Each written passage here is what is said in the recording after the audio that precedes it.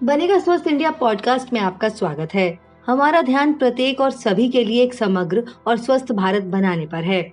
हमारा लक्ष्य संपूर्ण स्वास्थ्य का है, जहां नागरिक, व्यक्ति, समाज और सरकारें सभी के लिए स्वास्थ्य सुनिश्चित करने के लिए मिलकर काम करती हैं।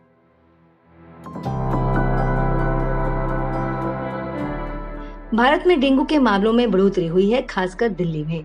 मैं हूं शिखा शर्मा और आज बनेगा स्वस्थ इंडिया पॉडकास्ट पर हमारे साथ हैं नोएडा के फोर्टिस हॉस्पिटल के इंटरनल मेडिसिन के डायरेक्टर डॉक्टर अजय अग्रवाल, जो कि इस वेक्टर जनित बीमारी के कारणों, लक्षणों और रोकथाम के उपायों पर हमारे साथ विस्तार से चर्चा करेंगे। धन्यवाद डॉक्टर अग्रवाल हमारे साथ जुड़ने के लिए। क्या आप हमें डेंगू और उसके प्रकार के बारे में बता सकते हैं? डेंगू फीवर एक वेक्टर बोर्न डिजीज है जो कि मॉस्किटो, एडिस मॉस्किटो के काटने से होता है। इसके 4 स्ट्रेन हैं, डेंगू 1, 2, 3, 4 और आजकल एक डेंगू 5 भी पाया गया है। ये हमेशा मानसून सीजन में ही डेंगू फीवर होता है। इसका कारण है, इसमें जब वर्षा होती है, पानी इकट्ठा हो जाता है, मॉस्किटोज ब्रीड करते हैं, वो आपको काटते हैं और आपको डेंगू फीवर हो जाता है। इसीलिए इस सीजन में हमेशा स्पाइक देखा गया है। डेंगू के लक्षण क्या होते हैं? क्या आप हमें गंभीर और सामान्य लक्षणों के बीच में अंतर बता सकते हैं? डेंगू फीवर जरूरी नहीं है कि हमेशा खतरनाक हो।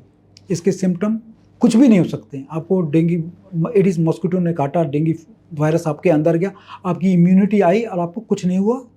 हो सकता है आपको माइल्ड सिम्टम हो, हल्का सा बॉडी एक हुआ, हल्का फीवर आया, हल्का सा कोराइजा हुआ और आप ठीक हो गए। मॉडरेट सिम्टम, बार बार दस्त होना, उल्टियाँ होना, हाई ग्रेड फीवर होना, बुखार का ना उतरना गोलियों के खाने के बाद भी।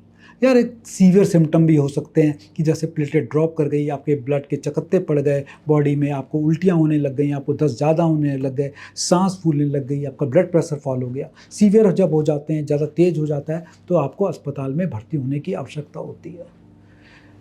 ये जो सिम्टम है यूजली हमारे 5 से 7 दिन में अपने आप धीरे ठीक हो जाते हैं। ये सेल्फ लिमिटिंग डिजीज है, अपने आप ठीक होने वाली डिजीज है। मिलते हैं बनेगा स्वस्थ इंडिया पॉडकास्ट में एक छोटे से ब्रेक के बाद।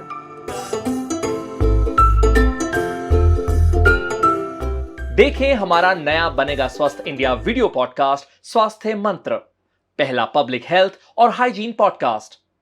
ये पॉडकास्ट अंग्रेजी और हिंदी में स्पॉटिफाई, एप्पल और यूट्यूब पर लाइव है।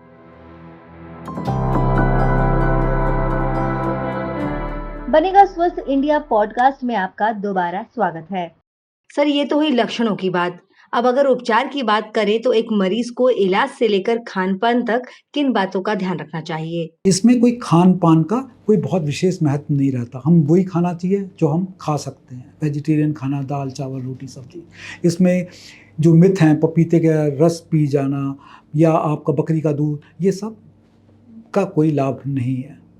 हमें ये जानना चाहिए कि जब भी सिम्टम सीवियर हो, बुखार ना उतरे, बार बार उल्टियाँ दस्त हों, तब हमें डॉक्टर के पास जाके अस्पताल में तुरंत दिखाना चाहिए। जहाँ भर्ती होने की आवश्यकता हो भर्ती होना चाहिए, नहीं तो अनावश्यक भर्ती होने की आवश्यकता नहीं है। ना ही इसमें कोई एंटीबायोटिक का रोल है, क्योंकि एंटीबायोटिक जब सेकेंडरी इन्फेक्शन हो जाए, जैसे बैक्टीरिया के इन्फेक्शन हो जाए, तो ही काम आती है। अदरवाइज इसमें एंटीबायोटिक का भी कोई रोल नहीं होता। डेंगू फीवर किसी भी एज ग्रुप में हो सकता है।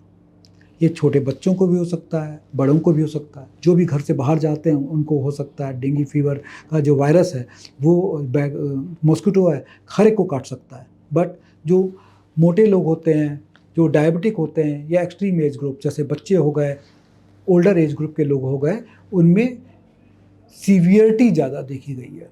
डॉक्टर, क्या आप हमें डेंगू से बचने के उपाय बता सकते हैं? हमें डेंगू के लिए सावधानी रखनी चाहिए। डेंगू ना फैले इसके लिए मानसून सीजन से पहले ही हमें अपने ड्रेन साफ़ कर देने चाहिए। अपने कूलर में, मटकों में पानी ना इकट्ठा होने दें। अपने आसपास गंदगी ना फैलाएं और जो वाटर बॉडीज़ हैं उसमें लार्विसाइडल स्प्रे करें ताकि मच्छर पनपने ही ना पाएँ। इसके द्वारा हम डेंगू को फैलने से रोकेंगे। धन्यवाद डॉक्टर अग्रवाल हमारे साथ जुड़ने के लिए। इस हफ्ते बनेगा स्वस्थ इंडिया पॉडकास्ट में बस इतना ही।